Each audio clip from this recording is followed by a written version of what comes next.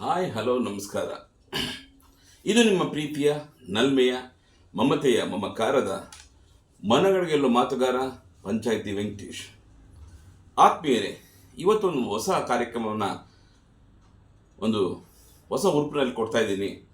ಈ ಕಾರ್ಯಕ್ರಮದ ಹೆಸರು ಅಣ್ಣವರ ಜೊತೆ ಸ್ವಲ್ಪ ಮಾತುಕತೆ ಅಂತ.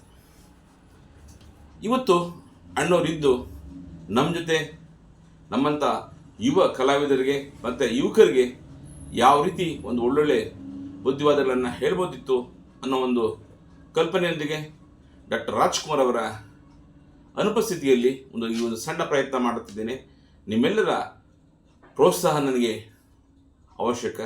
ನಿಮ್ಮ ಪ್ರೋತ್ಸಾಹ ಮತ್ತು ಈ ರೀತಿಯ ಒಂದು ಹೊಸ ಕಾರ್ಯಕ್ರಮಕ್ಕೆ ಹೊಸ ಉರುಪನ್ನು ತಂದಿದೆ ಅಂತ ಹೇಳಿದ್ರೆ ತಪ್ಪಾಗಲಾರ್ದು. ನಮಸ್ಕಾರ ಅಣ್ಣಾಜಿ. ಅಣ್ಣವರೇ ನಮಸ್ಕಾರ. ಭಾಳ ಸಂತೋಷ ಆಗ್ತಾ ಇದೆ. ಅಲ್ಲ, ನಾವೀಗ ಇಲ್ಲಿಲ್ಲ ಅಂದ್ರೂ ನಮ್ಮ ಅನುಪಸ್ಥಿತಿಯಲ್ಲಿ ಈ ರೀತಿ ಒಂದು ಕಾರ್ಯಕ್ರಮ ಮಾಡಬೇಕು ಅಂತ ಆ ಒಂದು ನಿನ್ನಲ್ಲಿ ಯೋಚನೆ ಬಂದಿದೆಯಲ್ಲ, ಆಲೋಚನೆ, ಅದು ಬಹಳ ಚೆನ್ನಾಗಿದೆ. ನಿನ್ನ ಹೆಸರೇ ಮೊದಲೇ ಹೇಳ್ದಂಗೆ ಕೋಣನಕುಂಟೆ ಬೇರೆ ಸೇರಿಸ್ಕೊಂಬಿಟ್ಟಿದ್ಯಾ, ಕೋಣನಕುಂಟೆ ವೆಂಕಟೇಶ್ ಅಂತ. ಭಾಳ ಸಂತೋಷ. ನಿಂಗೆ ಒಳ್ಳೇದಾಗಲಿ. ನಾನು ಹೇಳೋ ಒಂದು ಮಾತಷ್ಟೇ, ಇಂಥ ಕಾರ್ಯಕ್ರಮಗಳು ಮಾಡ್ತಾ ಇರಬೇಕು. ಮನುಷ್ಯ ಯಾವುದೇ ವಿಚಾರಗಳನ್ನಾಗಲಿ ಅಭ್ಯಾಸ ಭಾಳ ಮುಖ್ಯ ಆಗಿರಬೇಕು. ಆ ಸರಸ್ವತಿ ಮಾತಿದ್ದಾಳಲ್ಲ, ಅವಳು ನಾವು ಶರಣಾಗ್ಬಿಡ್ಬೇಕು. ಮತ್ತಿನ್ನೊಂದು ವಿಚಾರ ಹೇಳ್ತೀನಿ ಕೇಳಿ. ಗುರುವಿನ ಗುಲಾಮನಾಗುವ ತನಕ ದೊರೆಯದನ್ನ ಮುಕುತಿ ಅನ್ನೋ ಮಾತನ್ನ ಮರಿಬಾರ್ದು. ಮತ್ತೆ ನೀನು ಮರೆತರೇನು ಸುಖವಿದೆ, ತನ್ನತನವ ತೊರೆದರೇನು ಸೊಗಸಿದೆ ಎಂಬ ಮಾತನ್ನ ಮರಿಬಾರ್ದು. ಮತ್ತು ಯಾವುದೇ ಕಾರಣಕ್ಕೂ ಸೋತಾಗ ಸ್ವರ್ಗೋದಾಗ್ಲಿ ಅಥವಾ ಗೆದ್ದಾಗ ಹಿಗ್ಗೋದಾಗ್ಲಿ ಮಾಡಬಾರ್ದು. ಒಂದೇ ರೀತಿ ಮತ್ತೆ ನಿರಂತರವಾದ ಅಭ್ಯಾಸ ಮಾಡಬೇಕು. ಇತ್ತೀಚೆಗೆ ನೋಡಿ, ನೀವು ಗೋಲ್ಡನ್ ವಾಯ್ಸಿನ ನನಗೆ ನೋಡ್ತಾ ಇರ್ತೀನಿ ನಾನು ನಿಮ್ಮ ಕಾರ್ಯಕ್ರಮಗಳನ್ನು. ನಾವೇನು ಇಲ್ಲಿ ಬಿಟ್ಟು ಹೋಗಿಲ್ಲ. ಕನ್ನಡ ನಮ್ಮ ಉಸಿರಲ್ವಾ. ನಾನೇ ಹೇಳಿದಾಗ ಹಂಸಲೇಖೋ ನಮ್ಮ ಕೈಲಿ ಹೇಳ್ತಿದ್ರು, ಹುಟ್ಟಿದರೆ ಕನ್ನಡ ನಾಡಲ್ಲಿ ಹುಟ್ಟಬೇಕು ಅಂತ. ನಾನು ಮತ್ತೆ ಇಲ್ಲೇ ಹುಟ್ಟಿಲ್ಲ ಅಂದ್ರು. ನಾವು ಹುಟ್ಟು ಹೋಗಿರ್ಬೋದು, ಆದ್ರೆ ನಾವು ಸದಾ ನೋಡ್ತಾ ಇರ್ತೀವಿ. ನಮ್ಮನ್ನ ನೆನಪು ಹೇಗೆ ನೀವು ಮಾಡ್ಕೊಡ್ತಿದ್ದೀರೋ, ನಾವು ಅಲ್ಲಿ ಕೂತ್ಕೊಂಡು ನಿಮ್ಮ ಬಗ್ಗೆ ಯೋಚನೆ ಮಾಡ್ತಿರ್ತೀವಿ. ಯಾರು ಯೋಚನೆ ಮಾಡ್ತಾರೆ ನಿಮ್ಮ ಬಗ್ಗೆ ಅಲ್ಲ, ನೀವು ನಿಮ್ಮ ಬಗ್ಗೆ. ನೀನು ಮರೆತರೇನು ಸುಖವಿದೆ, ತನ್ನತನ ತೊರೆದರೇನು ಸೊಗಸಿದೆ ಎಂಬ ಆ ಒಂದು ಸುಂದರವಾದಂಥ ಆ ಮಾತುಗಳಿದೆಯಲ್ಲ, ಅದು ಮತ್ತೆ ಈ ಒಂದು ಕಾರ್ಯಕ್ರಮ ಮಾಡಬೇಕು ಅಂತ ನೀನು ಆಲೋಚನೆ ಮಾಡಿದ್ಯಲ್ಲ, ಅದು ಬಹಳ ಚೆನ್ನಾಗಿದೆ. ಮತ್ತು ಗೋಲ್ಡನ್ ವಾಯ್ಸಿನ ಮಿಮಿಕ್ರಿ ಮಹೇಶ್ ಆಗಿರಲಿ ಅಥವಾ ಮಿಮಿಕ್ರಿ ದಯಾನಂದ ಬಿಡಿ, ನನ್ನ ಬಗ್ಗೆ ತುಂಬ ಚೆನ್ನಾಗಿ ಮಾತಾಡ್ತಾರೆ ಅವರು. ನಾನು ಅವ್ರ ಜೊತೆ ಚಿತ್ರರಂಗದಲ್ಲಿ ಕೆಲವು ಚಿತ್ರಗಳಲ್ಲೂ ನನ್ನ ಜೊತೆ ಮಾಡಿದ್ದಾರೆ ಅವರು. ನನ್ನ ಮುಂದೆ ನನ್ನ ಅಂದ್ಕೊಂಡೆ ಮಾಡಿ ತೋರಿಸ್ತಂಥ ಮಹಾ ಕಲಾವಿದರು ಅಂತ ಗಡಿಲಿ ಬೆಳೀತಿದ್ದೀರಾ. ಮತ್ತು ಇತ್ತೀಚೆಗೆ ನೀವು ಕಾಮಿಡಿ ಬಗ್ಗೆ ಒಂದು ಕಾರ್ಯಕ್ರಮ ಮಾಡ್ತಾ ಇದ್ದೀರಾ.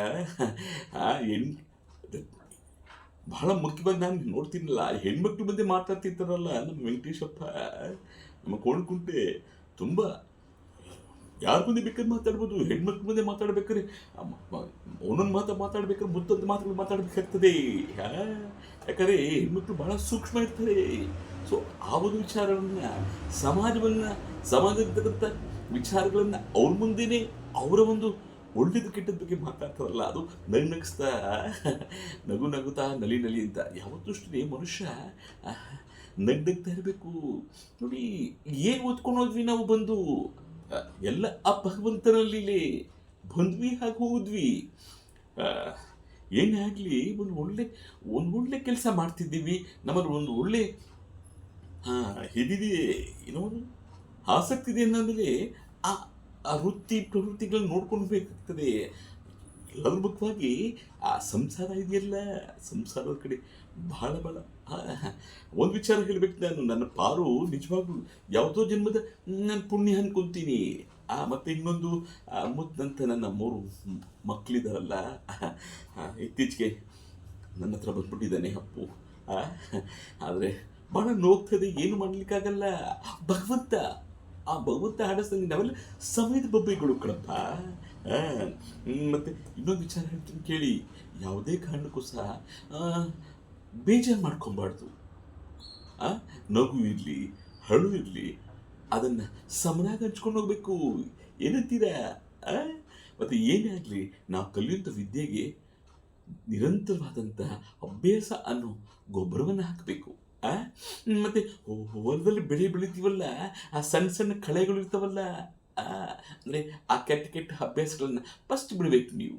ನನಗೆ ಸಮಯ ಇಲ್ಲ ಅಂದ್ಕೊಂಡು ಸಮಯ ಕಳೀತಾ ಕೂತ್ಕೊಂಡ್ರೆ ಈ ಸಮಯದ ಬೊಂಬೆ ಇದೆಯಲ್ಲ ನಾವು, ನಮ್ಮ ಆಟ ಮುಗಿದೋಗ್ಬಿಡುತ್ತೆ. ನೋಡಿ, ನಾವು ಹೊರಟ್ಬಿಟ್ಟಿದ್ದೀವಿ. ನಾನು ಈಗ ಏನಾದ್ರು ನಟನೆ ಮಾಡ್ಲಿಕ್ಕಾಗುತ್ತಾ? ಹಾಡಾಡ್ಲಿಕ್ಕಾಗುತ್ತಾ? ನಮ್ಮ ಶಂಕರನಾಗಿದ್ದಾರಲ್ಲ, ಅವ್ರು ಒಂದು ಮಾತು ಹೇಳಿದ್ದಾರೆ, ಸತ್ತಾಗ ಮಲ್ಗೋದು ಇದ್ದೇ ಇರುತ್ತೆ, ಇದ್ದಾಗ ಎಚ್ಚರವಾಗಿತ್ತು ಏನಾದರೂ ಸಾಧಿಸು ಅಂತ. ನೋಡಿ. ಮತ್ತು ಇತ್ತೀಚೆಗೆ ನಾನು ಮೊನ್ನೆ ಒಂದು ಹಾಡು ಕೇಳಿದೆ, ಬ್ಯಾಂಗಲ್ ಬಂಗಾರಿ. ಎಂದು ಕಾಲ ಬಂತು ನೋಡಿ.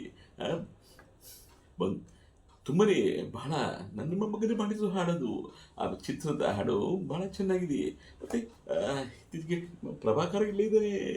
ಪ್ರಭಾಕರ್ ಮಗ ನಮ್ಮ ವಿನೋದ ಒಂದು ಒಳ್ಳೆ ಚಿತ್ರ ಮಾಡಿದ ಮಹದೇಶ್ ಅಂತ, ನನ್ನ ಆರಾಧ್ಯ ದೈವರಾದಂಥ ಮಲೆ ಮಹದೇಶ್ವರನ ಒಂದು ಹೆಸರಿಟ್ಕೊಂಡು ಆ ಚಿತ್ರ ಮಾಡಿದ್ದಾನೆ. ನಮಗೆ ಹೇಗೆ ನೀವು ಪ್ರೋತ್ಸಾಹ ಮಾಡಿದ್ರು ಆತನೊಂದು ಒಳ್ಳೆ ಪ್ರೋತ್ಸಾಹ ಮಾಡ್ತೀನಿ ಅಂತ ಹೇಳ್ತಾ ನನ್ನ ಮಾತು ಮುಗಿಸ್ತೀನಿ. ಏನಪ್ಪ, ಬರ್ತೀನಿ. ನಮಸ್ಕಾರ ಅಣ್ಣವ್ರೆ. ನೀವು ಇವತ್ತು ನನ್ನ ಇಂದು ಸಣ್ಣ ಈ ಒಂದು ಕಾರ್ಯಕ್ರಮಕ್ಕೆ ಮತ್ತು ಈ ಒಂದು ಒಳ್ಳೆ ಕಾನ್ಸೆಪ್ಟ್ಗೆ ನೀವು ಇವತ್ತು ಇಂಟರ್ವ್ಯೂ ಕೊಟ್ಟಿದ್ದೀರಾ. ಸೊ ಈ ರೀತಿಯ ಮಾತುಕತೆ ಹೀಗೆ ಮುಂದುವರಿಸ್ತೀನಿ. ನೀವು ಹೇಳಿದಂಥ ಈ 2-3 ಮಾತುಗಳೇ ನಮಗೆ ಒಳ್ಳೆ ಸ್ಫೂರ್ತಿನ ಕೊಡ್ತವೆ ಅಂತ ಹೇಳ್ತಾ, ನಮ್ಮ ಜೊತೆ ಇಲ್ಲಿವರೆಗೂ ಒಂದು ಒಳ್ಳೊಳ್ಳೆ ವಿಚಾರಗಳನ್ನು ಹೇಳಿ ಕೊಟ್ಟಂತ ನಿಮಗೆ ನಾವು ಸದಾ ಚಿರಋಣಿಯಾಗಿರ್ತೀವಿ. ಧನ್ಯವಾದಗಳು.